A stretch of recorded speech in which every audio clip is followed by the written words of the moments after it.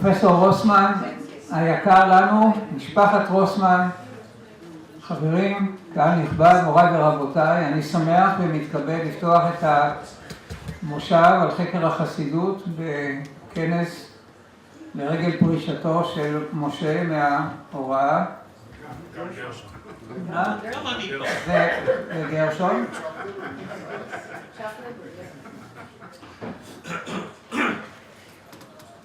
במסכת בבא בתרא מסופר שאחד האמוראים שישב בבית מדרשו של רבי שמואל בר נחמני יצא בהכרזה מפתיעה: איוב לא היה ולא נברא אלא משל היה.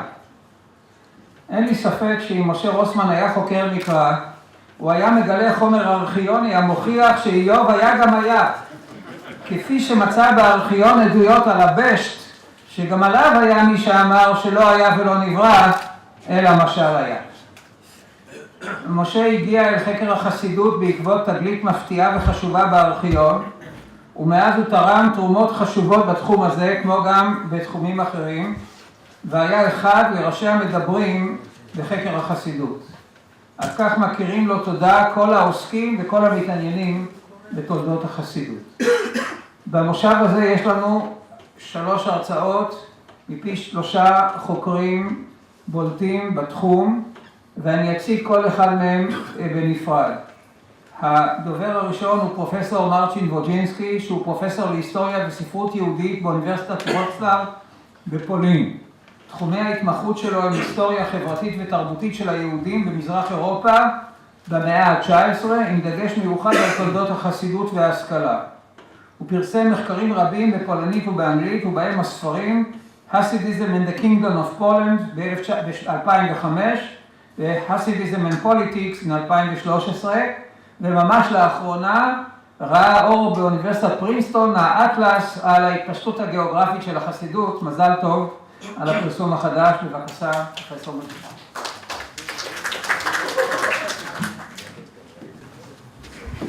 Thank you very much. I'm very happy I can be here for many reasons, and I'm very happy I can speak about Moshe and Gershon and what I owe them. This is kind of ritual, opening ritual for every speech in this conference, I understand, and I will keep this ritual, and it is also very personal to me. But to make it very short, I don't want to quote and go deep into what they did. I want to go and see what we learned from they taught us and where we could go further. As I see the question of twins that was appearing here, the 2 essential things that very much unite those 2 distinguished scholars was the methodological awareness of the implication of the postmodern term, or maybe linguistic term, or post-structuralist term, and especially within this, the centrality of category of gender that played a very distinguished role in scholarship of both Moshe Rosman and Gershon back home. And Agnieszka will be speaking about this volume of Nashim that Gershon edited, and we know about many publications, also forthcoming publication from Moshe about Jewish women in early modern Poland and Lithuania. It is also, which I owe very much to Gershon, is the concept of politics that since 1970s, when they started their research, changed dramatically, and from politics in kind of Rankean style that was still visible in scholarship in mid-20th century to something that is dominant today, which is focusing on the culture, political culture, and focusing much more on representation. And this is the way which influenced my looking into Hasidism and politics, and I think something that is common for many of us that we learn from 2 of you. And second thing, if I think about such most important points, is the awareness of the source criticism that became so central to the research of 2 of you.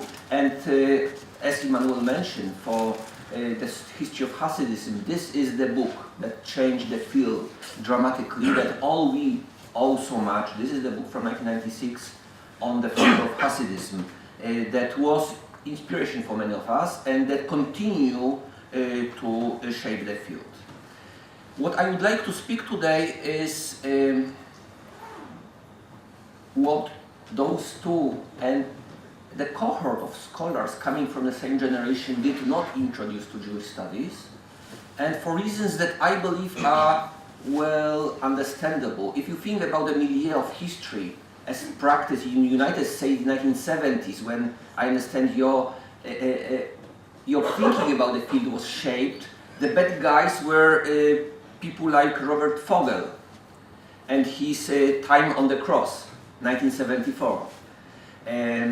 In other words, cliometrics.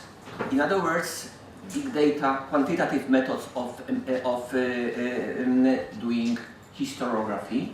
And this is emphatically absent, not only in the research of two of you, but actually of all Jewish studies in last two generations of scholars. And I would like to bring this issue today of what changed in the 1970s and what's the new way of looking what is today not called cliometrics anymore, but digital humanities, and how those digital humanities could be practiced today. If we look at digital humanities and Jewish studies, this is the issue that appears in many fora today. And if we define digital humanities as having three legs, the first one is the digital access to sources. Second are automated research tools. And third one is digital publishing. So very strongly in Jewish studies, also in digital Jewish studies, the second, the central part is very much missing. And I think this would be interesting to see if it is possible, and if so, how does it change the field. I would like to show it on example on the study of Hasidism. And this is where I would like to start my journey. As some of you might know, I'm just publishing the historical atlas of Hasidism. Those maps are taken from there. And I would like to speak not only about the maps, but maybe more about what's behind them and what I believe they might represent, or what I would like them to represent.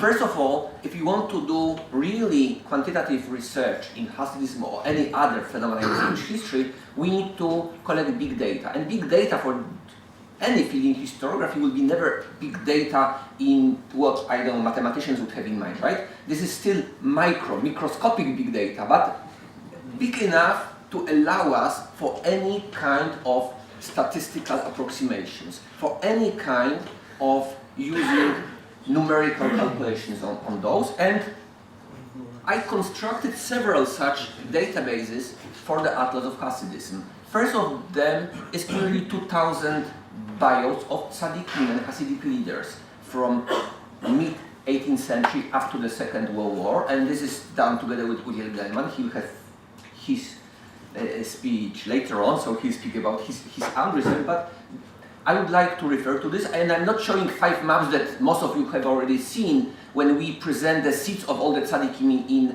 in succession in 5 periods. What I would like to show you today is something that we can go into research not only into the spread of Hasidism as such, but we can go much deeper into structure of Hasidic development within different dynasties. If you look on the bubbles, each bubble is different dynasty, and you can very clearly see the spatial differentiation between different dynasties. So you have Sans, which is the purple, and you have blue, which is Topchits, and you have brown, which is Dinu, for example, and you very clearly see they do not really overlap. So if you do the calculation on big enough number, and you calculate the size of the bubble by the size of tzaddikim active in this place, you can get very precise spatial representation of the dynastic principle in Hasidism. And this is another aspect of digital humanities that I believe is central, all too often underestimated in Jewish studies, which is the space, the category of space, which is again something that we can see here. Another one, this is for Gadi. This is that we can, the same way we can map every dynasty, and we can trace place-by-place residences of the tzaddikim, and we can see where and how the individual dynasties spread. But this is one of the databases. As I was saying, this is nearly 2,000 of the bios. And the other one is 2,854 Stiblech that I extracted mostly from Phonebooks. My rough count says this around, it's more than 300,000 pages of Phonebooks to go through. Of course, if you use digital humanities, you don't need to read all of this. And that's the beauty of the tool, right? You can extract information on Stiblach for the period from the beginning of the 20th century up to the 1930s, and you can map them, and you can see what is behind it. You can see, as on this map, this is one of series of maps on Stiblach, you can see this is all the area of Eastern Europe divided by compositional reasons into squares of 35 by 35 kilometers, which is roughly speaking the size of the district. And in each of those squares, I calculated number of Stiblach for all the groups and the dominant group. And the color marks what is the dominant group in each of those squares. And in this way, you can very clearly see the area of dominance of Ger, some were of Alexander, Zeus, Lubavitch, and on, right? So this is one way. And going a step further, this is something in response to David Engel about Polish and regional differences. This is the same Stiblech colored by the regional allegiance of the Stiblech, namely Stiblech claiming allegiance to a tzaddik in Galicia are red, Stiblech claiming allegiance to tzaddik living in central Poland, in the Kingdom of Poland, are yellow. For Ukrainian tzaddikim, this is light blue, and for Belarus and Lithuania, it is deep blue color. And this is very significant that you can find several spots that are red in central Poland, or blue in central Poland, right? Or red in Ukraine. But the very vast majority of Stiblach in Galicia claims allegiance to Galician tzaddik. In central Poland, claims allegiance to Polish tzaddik. And this is phantom borders of division of Jewry, of Polish or East European Jewry in the interwar period, because the vast majority of those Stiblech are interwar Stiblech.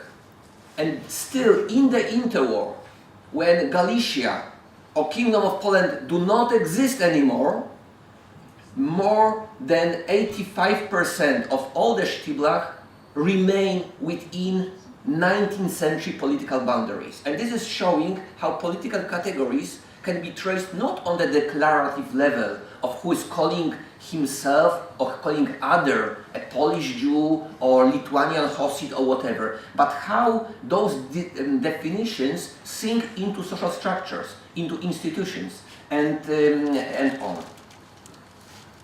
And this can go further. This is with my dedication to Moshe, because this is the relation between the size of the group, between the distance between the shtibul and the tzaddik. And it follows very clearly the regression line, the middle line, which is the regular, which by rule you obviously understand the bigger group, the bigger distances between, the average distances between shtibul and the tzaddik, because it needs to be spread in wider territory, right? But with several exceptions, when the distances are bigger or significantly smaller. And this is something that points to, this is, as I was saying, my response to Moshe, who, I don't know whether intentionally or unintentionally, when criticizing my research on Hasidism, was in some way quoting Adam Mickiewicz,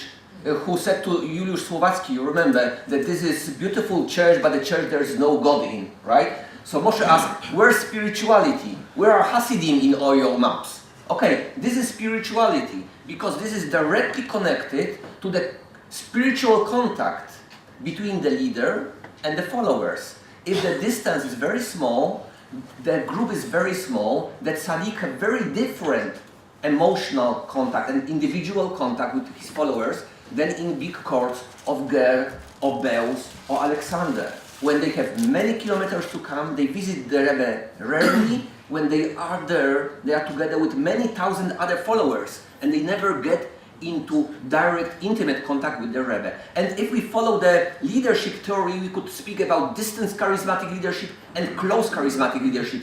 It's exactly applied into spiritual leadership within Hasidism, and we can measure it by number of kilometers, median kilometers between Shtibel and Kor. As I say, for the vast majority of them extending along this regression line. Going further, another group of data, this is 7,000 kvitlech, the petitionary notes written to tzaddikim, which each of them provides, sent to one tzaddik in 1 year of 1873-74, possibly, and all of them give the place where from the kvitlech were sent to Grodzisk Wielkopolski here. In this, you can see not only the very typical for geography, the distance decay effect, the farther the numbers are lower, but you can also see very interesting, how to put it, very interesting changes in this general map. For example, extension along the railroads.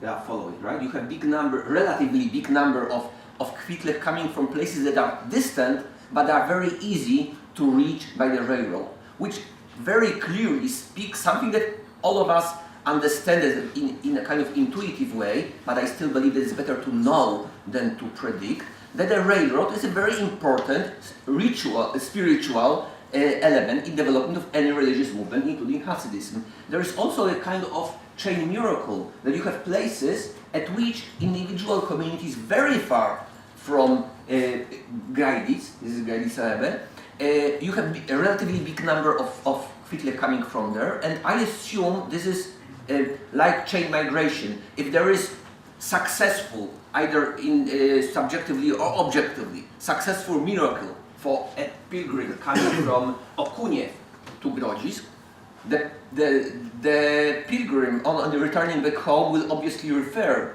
to everybody there, and many people coming from those places, like here, like here, like here, like here, right? So there is another aspect that can be measured within those kvitlech.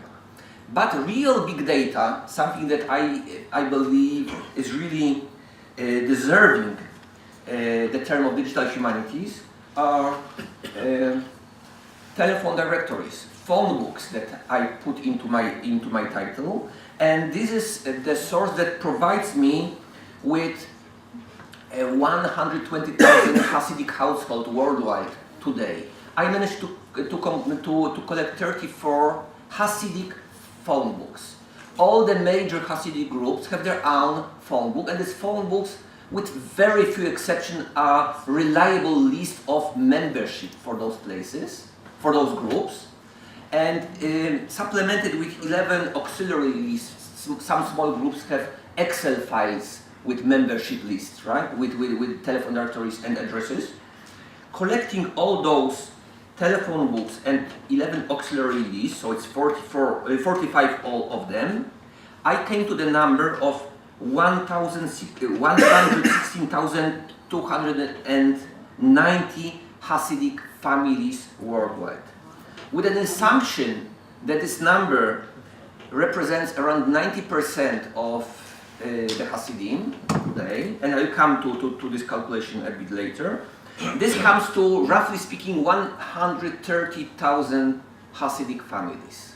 If average Hasidic family today is 5.5 person per family, and this is quite accurate calculation, we come to the number between 700 and 750,000 Hasidim worldwide. And I believe this is first such precise calculation, which can be achieved thanks to the telephone directories that we have in possession. I believe this number is interesting because this is the list of the phone books. If you look on distribution, 48% of the Hasidim worldwide is located in Israel, which is roughly speaking 5% of Israeli society.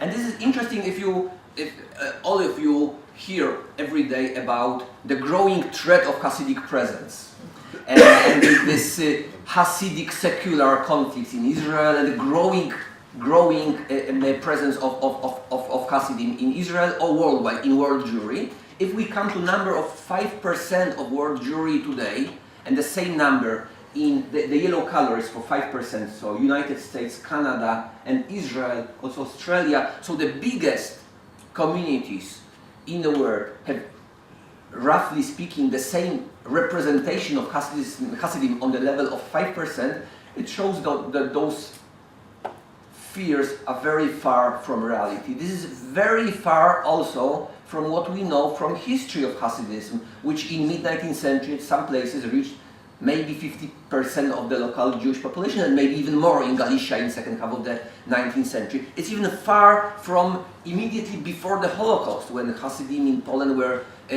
something between 20 and 25% of Jewish population there. So this is what we come. There are also interesting exceptions here because, as I say, this is 5% of American Jewry. This is 5% of Israeli Jewry and Australian Jewry, but it is, I don't remember the numbers. So yeah.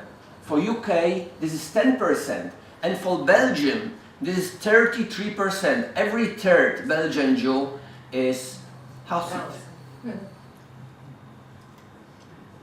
with the dominance of the Belz Hasidim there. So this is another advantage of the data of the telephone directories, that is not only providing information about demography and the geography of Hasidim today, but it's also giving much more precise information on the affiliation of each of those Hasidic families today, telling what is the dominant group in Israel, and obviously the same numbers can be given for what follows. So going back to this, if you look at the biggest concentration, the relatively biggest concentration of Hasidim in Belgium, this is an outcome of two factors. One is Antwerp, which is important Orthodox center of European Jewry also before the Second World War and immediately after the war. That is one. Advantages, economical and social conditions for development of Jewish settlement, and at the same time very low number of Jewish community in Belgium in general, because it's only 29,000 of them altogether, right? Of which nearly 10,000 in Antwerp in this one Hasidic community. So if we go into, you have all the other numbers. This can be also broken into individual locations. And you can follow which are the dominant, which are smaller. So for example, Jerusalem, I assume you cannot read the letters from the last row, cannot see it. Jerusalem, Debra, Betar Ilit, Bet Shemesh, this is Borough Park, Williamsburg, Crown Heights, Monsey, Kiryas Joel, London, Antwerp, Zurich, Paris, and on, right? So you can see how it is split into individual localities. This is the number of 1,350 locations, including 369 locations in Israel and the West Bank, and 526 in the United States. But the vast majority of those locations is one or two Hasidic families, mostly Chabad and partly also Bratslav. Two groups which are especially the high degree of spatial dispersion.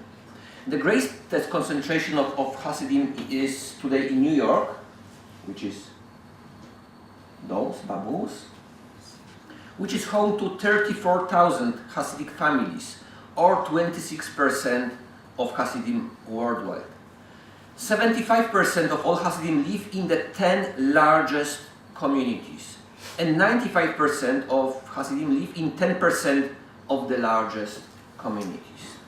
And here I think it's interesting reference to observation about modern and postmodern that Moshe formulated in his how Jewish history about concentration in big metropolis of contemporary Jewry as one of the parameters of the postmodern phase in Jewish history that we live. So if we measure by this parameter Hasidim are embodiment of postmodern period. So again, referring to the article about Hasidism as the modern phenomenon, we can say that looking at the settlement pattern of Hasidim today, Hasidism is postmodern phenomenon today in 2017.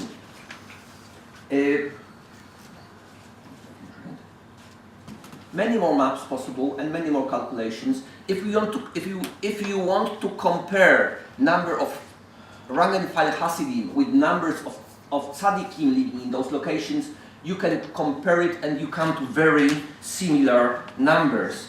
You can also go by group and see how individual groups are dispersed. And you can differentiate different settlement patterns for different groups. So for example, this is Satma, this is Kfira, this is Ger, this is Beus, which is most evenly distributed among several major centers, while Satmar is mostly concentrated in 3 places, where Ger is concentrated almost exclusively in Israel, right? Skfira almost exclusively in United States.